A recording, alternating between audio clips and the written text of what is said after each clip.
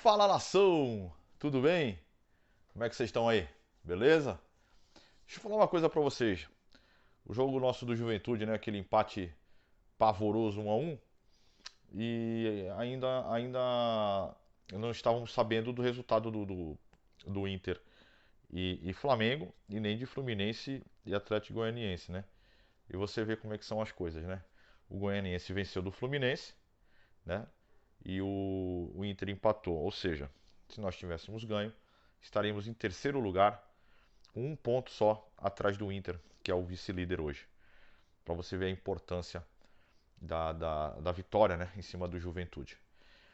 Agora, temos aí o Atlético Paranaense, que aí já é um timinho um pouquinho mais encardido. Mas eu sou bem sincero em dizer para vocês que é um time que eu não tenho medo nenhum, cara. Não tenho medo nenhum, não. Tá bom? Então é sobre esse jogo que nós vamos falar. Roda a vinheta, bora comigo.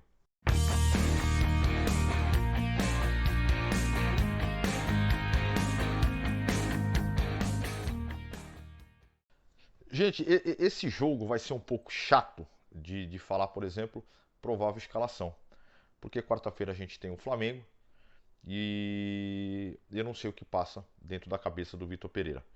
Tá? Ele pode surpreender com um time, digamos, mais ofensivo, mais forte, como também pode colocar um time aí totalmente remendado, misto. Tá?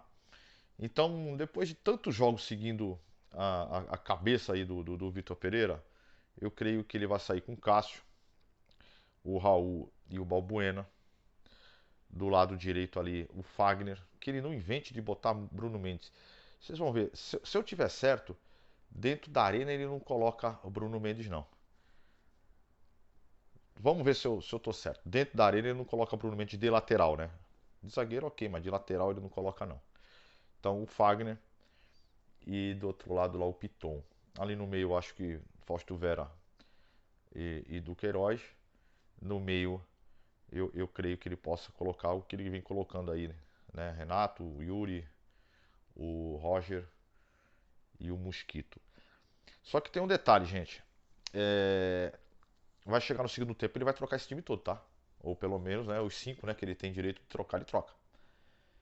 Então, pode ser que ele venha com essa situação de o time mais completinho para fazer logo o resultado e depois trocar todo mundo, ou ele já bota logo um monstrengo de cara e deixa os titulares, né, no banco, caso o eventualmente precise, aí ele coloca no campo já com o jogo cagado para tentar fazer alguma coisa, tá? Que também ele faz isso de forma recorrente, né?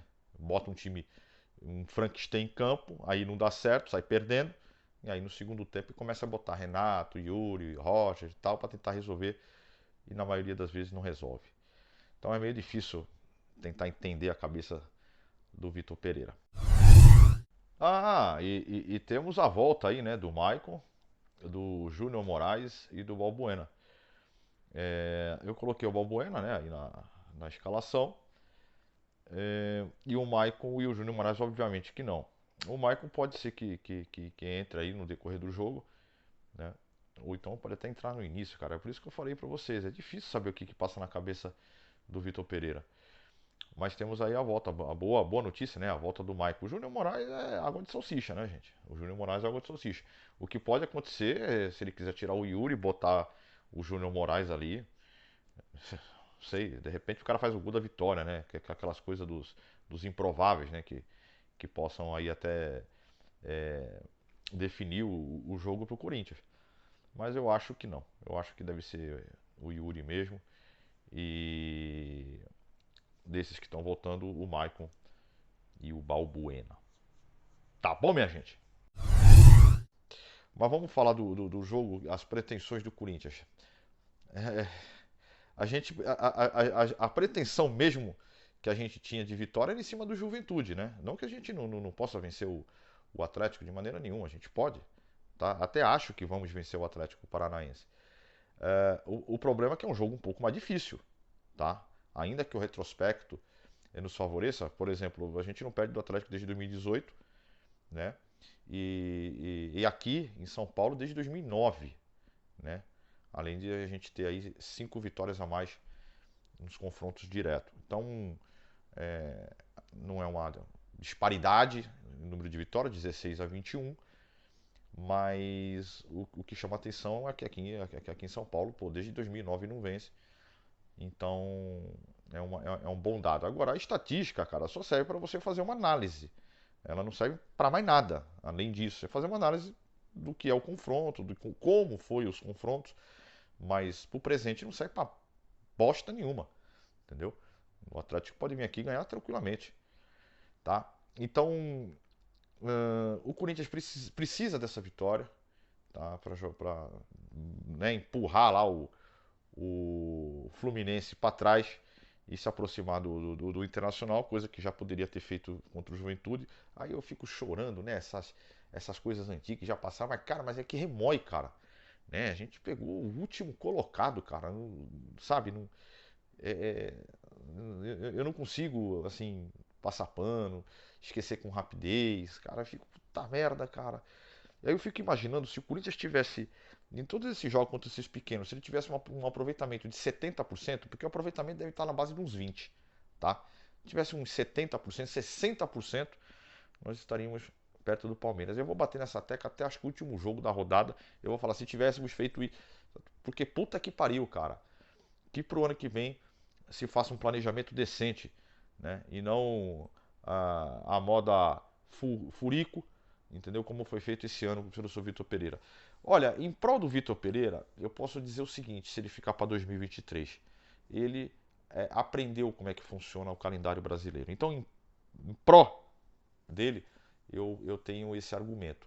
E de repente, em 2023, como ele já está com um pouco mais de experiência no futebol brasileiro, ele possa apresentar um troço melhor em termos de rodízio, em termos de esquema tático, né, quando joga fora de casa, e principalmente em ficar inventando posições que não são de origem de certos jogadores. Se ele arrumar isso daí, eu creio que ele possa fazer um bom trabalho em 2023. Mas ainda esse ano, se vocês pararem para perceber, porra, ele podia fazer um negócio melhor, né? Porque ele está na final da Copa do Brasil e poderia estar aí vice-líder do Brasileirão encostado ao Palmeiras. Pô, ele entrou em 3 competições, né? Libertadores, Campeonato Brasileiro e Copa do Brasil. Você fala, pô, cara, ele tá na final de uma, vice líder de outra, tudo bem, saiu de uma, mas ok. Então o trabalho foi bom, né? Se você pegar apenas colocações, né? Final, ele tá agora atualmente em 4º lugar, trabalho bom. Só que assim, cara, você não viu toda a passagem, né? Toda essa timeline dos jogos, onde ele poderia ter sido muito melhor, tá? E para finalizar, vamos falar aí do Atlético Paranaense, que tem um time bom, o Felipão aí tá fazendo um excelente trabalho, ao meu ver, né? Depois de tantas trabalhos mal sucedidos que ele teve, e agora tá fazendo um bom trabalho, né? Pois o Atlético Paranaense na final tem bons jogadores lá no Atlético. É um time bem montado, é um time chatinho. Então nós temos que ter cuidado. Né?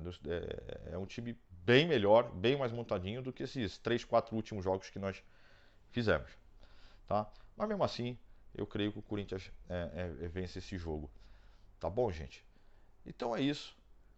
Esperar aí amanhã então essa peleja pra gente ver o que vai acontecer. Tá bom, gente?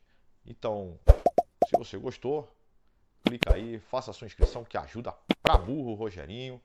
Tá bom? Até o próximo vídeo. Fique com Deus.